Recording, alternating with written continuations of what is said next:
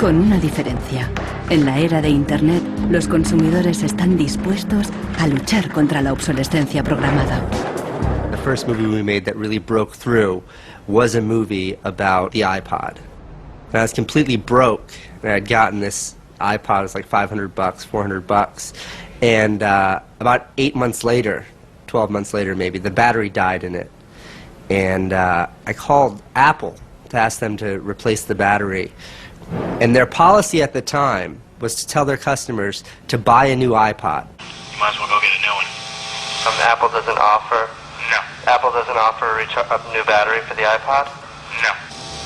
It wasn't that the battery died that was annoying, because in my Nokia cell phone, the battery dies, you buy a new battery. Even in my Apple laptop, when the battery would die, you replace the battery. But in the iPod, this expensive piece of hardware, when the battery died, you had to replace the entire unit. So it was my brother's idea to make a movie about just that.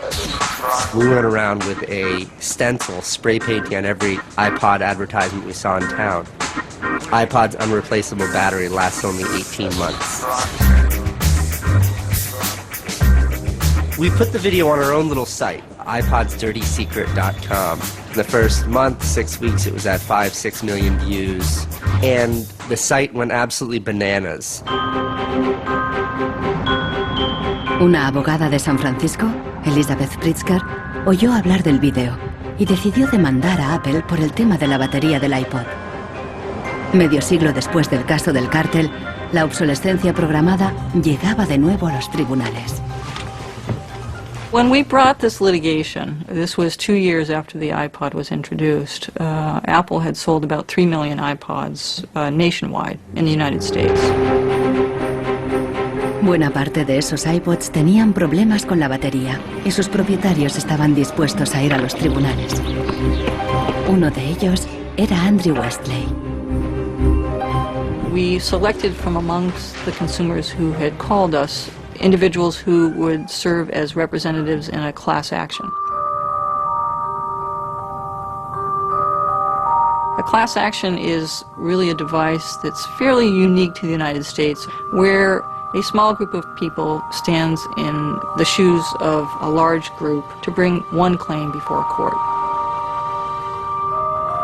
My role in that case was as class representative on behalf of thousands, maybe tens of thousands of people. The case came to be known as Wesley versus Apple. When my friends and family learned that this was a major case, they thought I was, becoming a radical. Here I am going to sue, I was the next Aaron Brockovich. En diciembre de 2003, Elizabeth Pritzker presentó la querella ante el Tribunal del Condado de San Mateo, a un tiro de piedra de la sede central de Apple.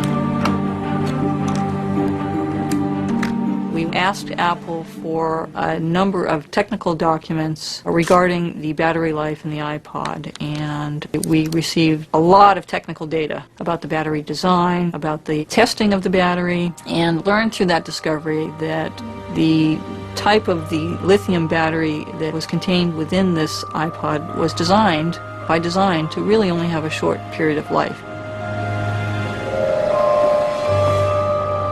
I do think that Apple's development of the iPod was intended to be one of planned obsolescence.